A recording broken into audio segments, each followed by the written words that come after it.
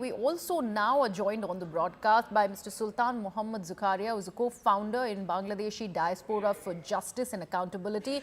Mr. Sultan, thank you so much for being a part of this discussion. The situation of turmoil really remains in Bangladesh. First of all, your first views now that the former Prime Minister of Bangladesh, Ms. Hasina, is currently in Delhi. Thank you. I think it's heartening to see the millions of people hitting streets in Dhaka, and the feeling of freedom, I would say, and the excitement in Dhaka street is unbelievable. I have friends and families, and they have never seen something in their life such as this. As regards to Sheikh Hasina in New Delhi or any other place, for that matter, I think what Sheikh Hasina did in the span of the last 2 weeks, we have been organizing a campaign to bring her to ICC. And I think we will continue to pursue that. Sheikh Hasina must not escape justice because she has bloods on her hand. She and her killing forces murdered nearly 500 people in the span of 2 weeks. This is unbelievable, unprecedented in the history of not only the independent Bangladesh, but also in the history of the Bengal Delta, save 1971. Mr. Zakaria, you know, if we go back a little bit into history, we do know how Sheikh Hasina earlier was exiled and she had found solace in India. History sort of has been repeating itself. 1981 is when she returned to Bangladesh. How at all did a pro-democracy icon, so to speak, in Sheikh Hasina turned out to be an autocrat? And that's why these protests that have happened. And how do you think this protest really spiraled so out of control? It eventually was a students' movement that it in fact led to the ouster of the former Prime Minister, Ms. Hasina. I think one of the biggest blunders she made, that she isolated herself from the people. And I believe she lived in an echo chamber, completely isolated from the reality, detached from the reality. Worse is that she personally, I think it's a personal choice to steal 3 national elections in Bangladesh. And you know, I study politics, I study history, I teach history and politics to undergrad and grad students.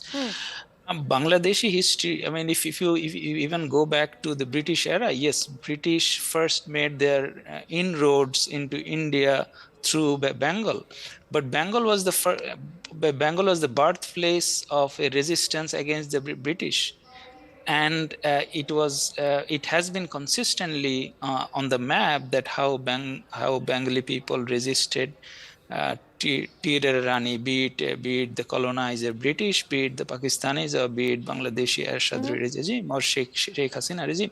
So I think Sheikh Hasina completely misread the history that you can disenfranchise this population for long enough time. Okay. And I think she's paying heavy price not only for herself but for her entire party is in deep trouble. Okay, we'll speak about what you further think is going to be the future of Bangladesh after this sort of an event has really hit the country. But we'll just come back to you, Mr. Zakaria, in a bit. My colleague Akash Sharma is live with us from the Hindan Air Base in Ghaziabad, from the national capital. Akash, a lot of developments that are happening at the very place where you are at. What are you learning about Sheikh Hasina? Of course, UK is not going to be taking her in, considering they know that she's coming in to seek an asylum, which is not allowed by the country. What is the further course of action that you are learning about the former Bangladeshi Prime Minister?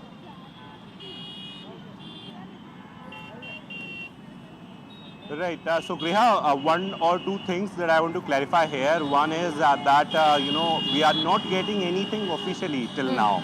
Since yesterday, we are seeing that things are changing very rapidly. And around 5:30 yesterday, we got to know that the C-130J, the military transport aircraft of Bangladesh, landed here at Hindan Air Base of Indian Air Force. Yesterday, in fact, we saw that how developments happened where NSA, along with some military officials of India, met the former Prime Minister of Bangladesh.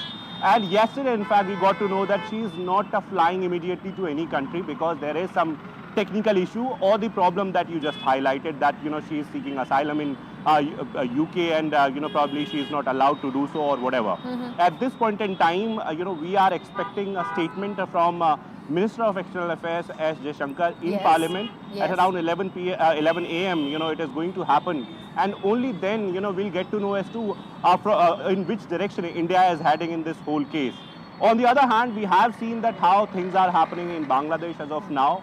A lot of things are happening there in the neighborhood, and this is the reason why Indian, forces are on high alert. We know that how BSF is on high alert because we have thousands of kilometers of border line with Bangladesh, and BSF patrols that whole area, in fact, that particular line. So BSF is on high alert. As far as Indian Air Force is concerned, so whenever things like such happen in the neighborhood, so readiness level of any force, go high. And in this case also, readiness level has gone up in India, as far as Indian Air Force is concerned. But yes, this is the place where the developments are happening, and Vikas Rawat will show you the visuals here. Situation is normal. It is the Hindon Air Base of Indian Air Force.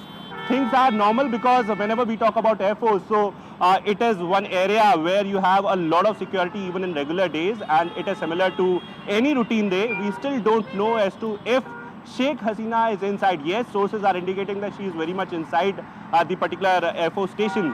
But then there are also reports that she has, she was moved out of the particular place to a safe house. Though we have not got any clarity as to where she is. But yes, things are happening, and at around 11 a.m. we are But expecting a what do statement the from security SDF. arrangements right there at the Hindon Air Base suggest, Akash? What are you learning from what you see around you? Is the security ample? Do you think she's still there inside?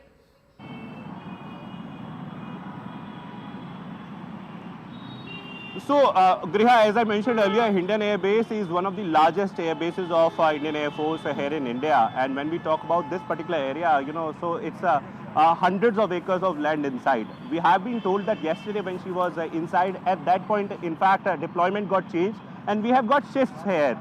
So, from gate, you cannot get an idea as to, what are the conditions inside. But yes, Indian Air Force is very much, active, on alert, and as I mentioned earlier, readiness has gone one level up. All so, right. we cannot get an idea from the conditions at gate, but definitely Indian Air Force is very much, deployed here, and, Yes. the level has gone high. All right.